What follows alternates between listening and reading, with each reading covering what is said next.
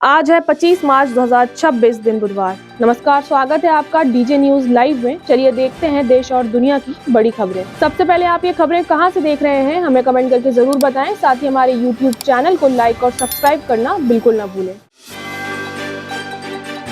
कांग्रेस नेता सोनिया गांधी की तबीयत अचानक बिगड़ गई है। उन्हें तुरंत दिल्ली के सर गंगाराम अस्पताल में भर्ती कराया गया, जहां डॉक्टरों की टीम उनकी जांच में जुटी है। डॉक्टरों की एक खास टीम उनकी हेल्थ कंडीशन पर लगातार नजर बनाए हुए है। खबर मिलते ही राहुल गांधी और प्रियंका वाड्रा गांधी भी अस्पताल पहुंचे। बता दें कि जनवरी में भी सांस की दिक्कत के चलते उन्हें भर्ती होना पड़ा था। फिलहाल उनकी हालत को लेकर अस्पताल की ओर से कोई आधिकारिक जानकारी नहीं मिली है। पंजाब के आप विधायक हरमीत सिंह पठान माजरा को आखिरकार गिरफ्तार कर लिया गया है। उन पर एक महिला ने शादी का झांसा देकर लंबे समय तक यौन शोषण करने का आरोप लगाया था। बता दें कि पठान माजरा पहले हरियाणा में पुलिस कस्टडी से फरार हो गए थे और बाद में ऑस्ट्रेलिया भाग गए थे। अब उन्हें मध्य प्रदेश के शिवपुरी से पकड़ा गया। पुलिस ने बताया कि उन्हें पकड़ने के लिए कई टीम लगी थी और 2 दिन के ऑपरेशन के बाद सफलता मिली। अब उन्हें कोर्ट में पेश कर आगे की कार्रवाई की जाएगी। वर्ल्ड एयर क्वालिटी रिपोर्ट 2025 ने एक बार फिर पाकिस्तान की चिंता बढ़ा दी है। रिपोर्ट्स के मुताबिक पाकिस्तान दुनिया का पहला सबसे प्रदूषित देश है, जबकि भारत छठे स्थान पर है। सबसे चौंकाने वाली बात यह है कि उत्तर प्रदेश के लोनी शहर दुनिया का सबसे प्रदूषित शहर बन गया है। नई दिल्ली भी इस लिस्ट में चौथे स्थान पर है। रिपोर्ट में बताया गया है कि दुनिया के सिर्फ 14% शहर ही सुरक्षित मानकों पर खरे उतरते हैं। जलवायु परिवर्तन, जंगलों में आग और औद्योगिक उत्सर्जन प्रदूषण बढ़ाने के मुख्य कारण बताए गए हैं। मिडिल ईस्ट में तनाव लगातार बढ़ता जा रहा है। ईरान ने कुवैत इंटरनेशनल एयरपोर्ट पर ड्रोन हमला किया, जिससे वहां फ्यूल टैंक में आग लग गई। कुवैत की सेना ने जवाबी कार्रवाई करते हुए ड्रोन हवा में ही मार गिराने का दावा किया है। वहीं इराक के उग्रवादी संगठन ने अमेरिका के 23 ठिकानों पर हमले की बात कही है। बता दें कि इस पूरे युद्ध में अब तक 1500 से ज्यादा लोगों की मौत और हजारों लोग घायल हो चुके हैं, जिनमें महिलाएं और बच्चे भी शामिल हैं। असदुद्दीन ओवैसी के पश्चिम बंगाल में एक्टिव होने के साथ ही राजनीतिक माहौल गर्मा गया है। कोलकाता पहुंचने पर बीजेपी नेता दिलीप घोष ने कहा कि बंगाल की जनता किसी भी नई पार्टी को आसानी से स्वीकार नहीं करती और यहां राजनीतिक जमीन बनाने के लिए कड़ी मेहनत करनी पड़ती है।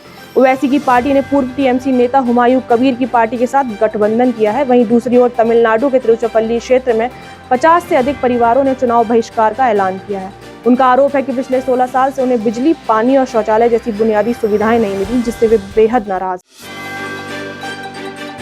ईरान इजराइल तनाव के बीच पेट्रोल डीजल की कमी की अफवाहों ने भोपाल के लोगों को परेशान कर दिया है। शहर के कुछ पेट्रोल पंपों पर ईंधन खत्म होने की खबर के बाद लंबी कतारें देखने को मिली, लेकिन प्रशासन ने साफ किया कि घबराने की जरूरत नहीं है। भोपाल में करीब 2 से 3 महीने का पर्याप्त स्टॉक मौजूद है और रोजाना सप्लाई भी जारी है। असल में सिर्फ 4 से 5% पंपों पर एडवांस पेमेंट नियम की वजह से कुछ समय के लिए दिक्कत आई है।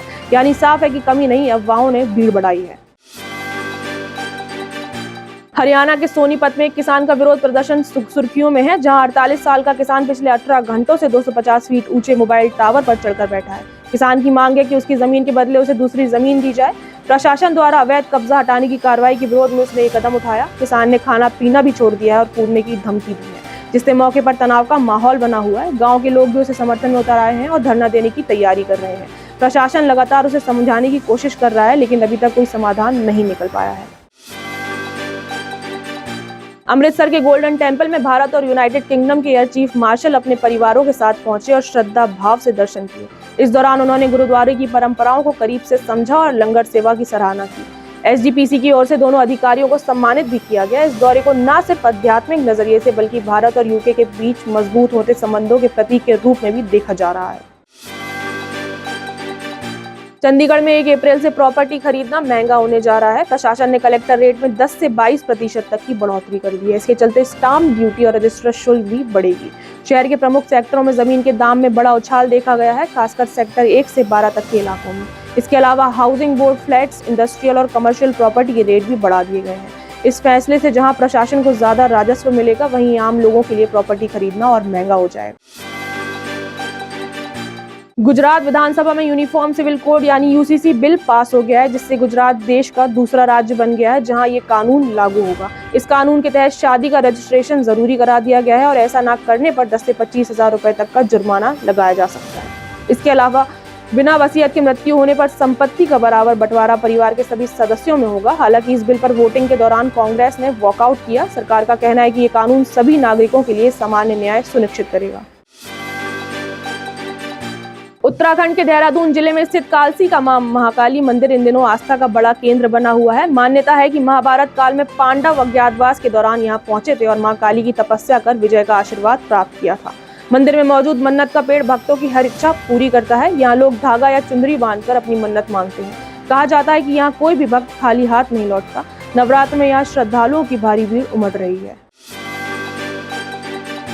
उत्तराखंड के हल्द्वानी में एलपीजी गैस संकट के बीच 2 बाइक मैकेनिकों ने अनोखा चूल्हा बनाया है जो यूज्ड मोबाइल ऑयल से चलता है। दावा है कि सिर्फ 100 ml तेल में 1 घंटे तक चूल्हा चल सकता है। हालांकि विशेषज्ञों का कहना है कि यूज्ड मोबाइल ऑयल जलाने से जहरीली गैसें निकलती हैं जो स्वास्थ्य और पर्यावरण दोनों के लिए खतरनाक। इसके बावजूद छोटे दुकानदारों में इसकी डिमांड बढ़ रही है।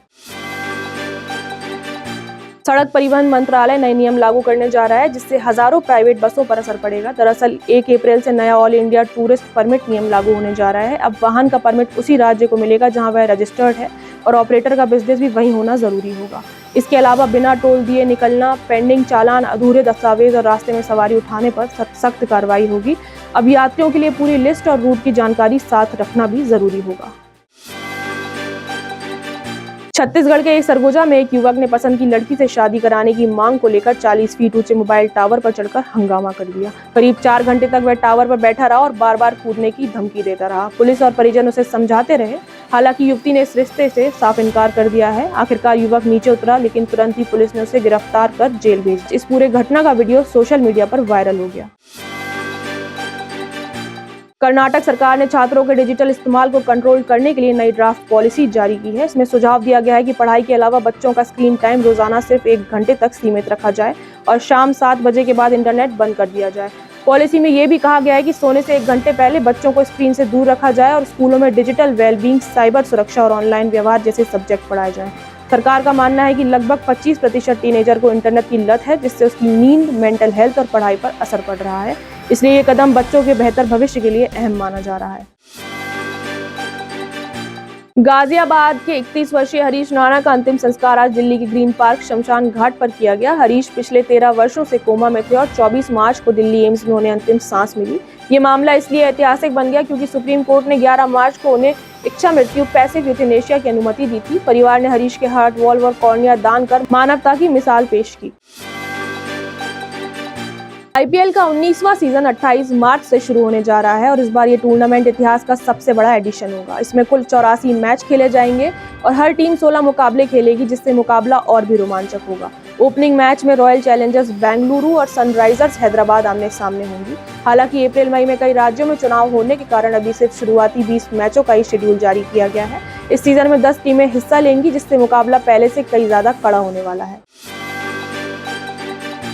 देश भर में मौसम का मिला-जुला असर देखने को मिल रहा है। मध्य प्रदेश में तापमान 38 डिग्री तक पहुंच गया है जिसमें गर्मी का असर बढ़ने लगा है। हालांकि 27-28 मार्च के बीच पश्चिमी विक्षोभ के सक्रिय होने से मध्य प्रदेश, राजस्थान, यूपी और हरियाणा में आंधी और बारिश की संभावना जताई गई है। वहीं हिमाचल प्रदेश में अगले 5 दिनों तक बारिश और बर्फबारी का अलर्ट जारी किया गया है। झारखंड में भी तापमान 24 घंटे में 7 डिग्री तक बढ़ गया है जिससे मौसम में तेजी से बदलाव देखने को मिल रहा है। तो ये थी आज की फटाफट बड़ी खबरें। अगर आपको ये न्यूज़ पसंद आई है तो वीडियो को लाइक, शेयर और सब्सक्राइब जरूर करें और बेल आइकन को प्रेस करना बिल्कुल ना भूलें। धन्यवाद।